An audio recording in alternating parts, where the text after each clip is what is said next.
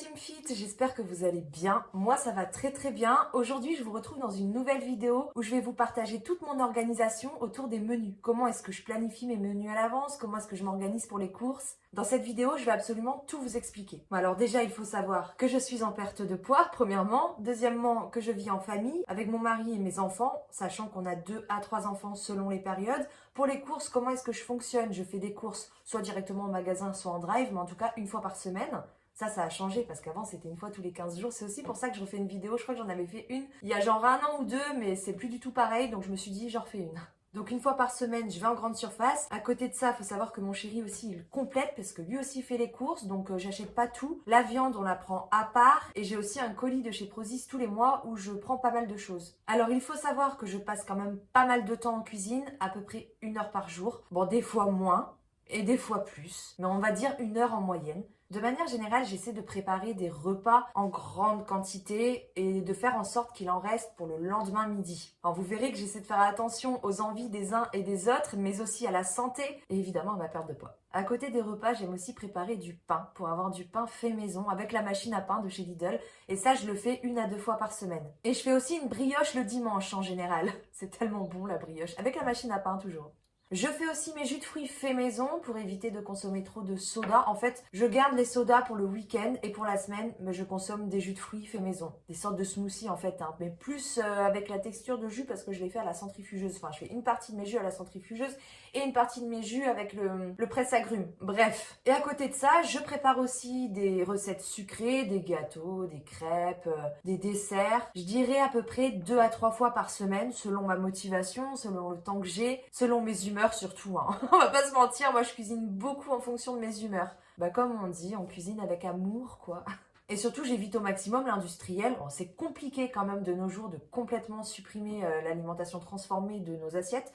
Il y en a toujours un petit peu, enfin ceux qui y arrivent, bravo à vous. J'essaye, j'avoue j'ai encore un peu de mal. Donc il reste quand même un petit peu d'alimentation industrielle mais en très petite quantité. J'essaie d'éviter au maximum et pour ça bah, évidemment le fait maison, ça aide à bien diminuer quand même. Donc avant d'aller faire mes courses, il y a 3 étapes dans mon organisation. La première, je vérifie mes placards et mon frigo. Ça, c'est une étape qui est très importante pour éviter le gaspillage, pour essayer de vider quand même au maximum ce qu'on a à la maison et pas se retrouver avec des placards blindés qu'en plus on aura du mal à ranger. Donc à partir de là, ça me permet déjà d'élaborer un plan, de prévoir certains menus, puisque bah, par exemple, si dans mon frigo, il me reste des crevettes, je dis n'importe quoi, mais voilà, bah, du coup, je vais préparer une recette avec des crevettes. Si dans mon placard, j'ai une boîte de lentilles qui reste, bah, je sais qu'il serait intéressant de penser à planifier une recette avec des lentilles. Et une fois que j'ai ça, je passe à l'élaboration des menus. Et alors là, je pense pas être la seule à faire ça, mais j'ai une organisation, vous savez, bien répartie en fonction des jours, histoire d'avoir des choses qui reviennent toutes les semaines pour simplifier la tâche au maximum. Par exemple, tous les samedis, j'essaie de faire un repas pour faire plaisir aux enfants. Style des frites, des gnocchis, des pizzas, ils adorent les pizzas. Les wraps aussi, ils aiment beaucoup les wraps, vous savez, genre les faritas là, des wraps avec de la viande dedans et de la sauce tomate, des légumes, ils adorent ça. Purée saucisse, les fricassés aussi, ça c'est un repas qu'ils adorent. Les hamburgers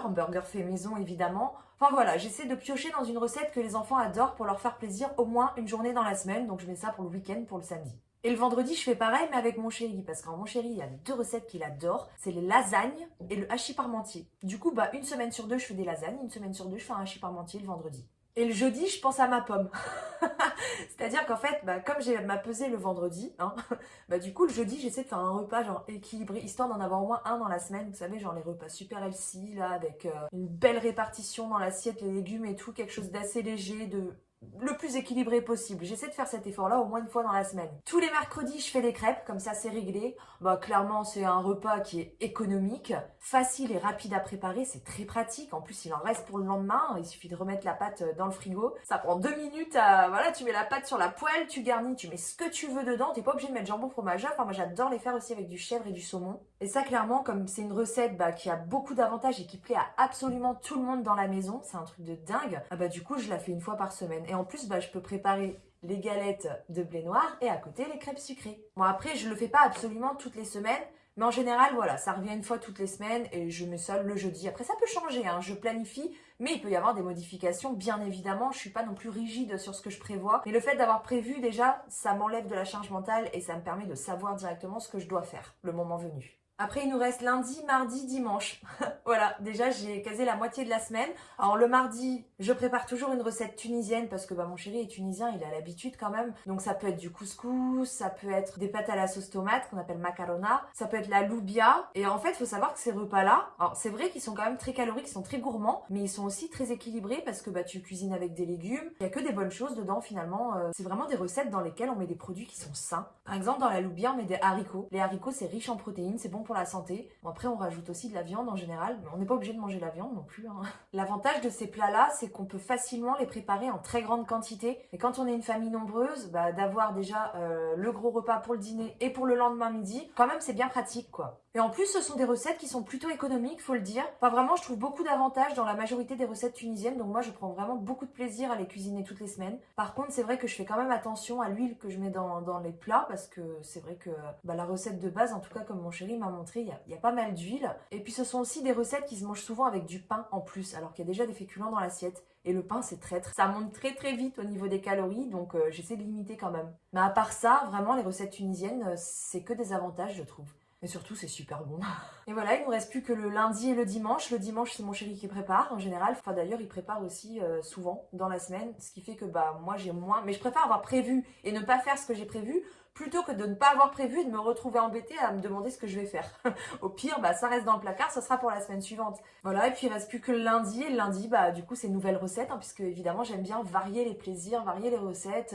J'aime pas qu'on mange tout le temps la même chose non plus. Vous voyez, dans les recettes tunisiennes, j'ai quand même un large choix. 4-5 recettes, là, donc je pioche dedans le mardi. Donc ça revient pas forcément toutes les semaines non plus. Donc au final, ça nous fait quand même des semaines plutôt variées, avec une organisation quand même qui revient régulièrement. Donc je trouve ça très pratique et je vous invite à vous en inspirer. Parce que vraiment, moi, ça me facilite la vie. Du coup, pour le lundi, j'ai souvent des idées parce que j'ai pensé à un truc ou qu'il y a une recette que j'ai pas eu le temps de faire la semaine précédente, donc je vais la faire à ce moment-là. Mais ça m'arrive aussi de me retrouver en panne et de me demander mais qu'est-ce que je vais préparer cette semaine pour le lundi.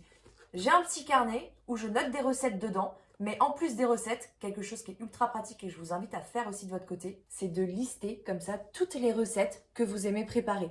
Parmi tout ce que vous avez l'habitude de manger, souvent on prépare et puis après on oublie, ça sort de la tête. Mais quand t'écris, quand t'as tout listé, là t'as le choix en fait. Bon, je les ai rangés par catégorie. Par exemple, si je vais dans plat au four, je vais trouver, tiens, gigot d'agneau avec des flageolets, ça c'est sympa. Hamburger, lasagne haché parmentier, tarte, quiche, cake, toutes les sortes de cakes salés, pizza, gratin. Si je vais dans plat en sauce, wok crevettes au poulet, crevettes au coco ou poulet au coco avec du riz. Fruits de mer avec de la sauce tomate du riz, ça fait hyper longtemps que j'ai pas préparé d'ailleurs. Du blé avec des escalopes, genre le blé, je pense jamais en préparer, pourtant c'est super bon. Lentilles corail, lentilles carottes, mélange de lentilles marron là avec les carottes. Fondue de poireaux, paella. Enfin voilà, du coup j'ai plein d'idées comme ça. J'ai fait la même chose avec les recettes sucrées. Et puis après, j'ai noté évidemment les recettes. Et comme ça me permet de ne jamais être en panne d'inspiration. Bon, après, vous pouvez aussi aller chercher sur Internet, sur YouTube, sur Instagram, sur Pinterest, etc.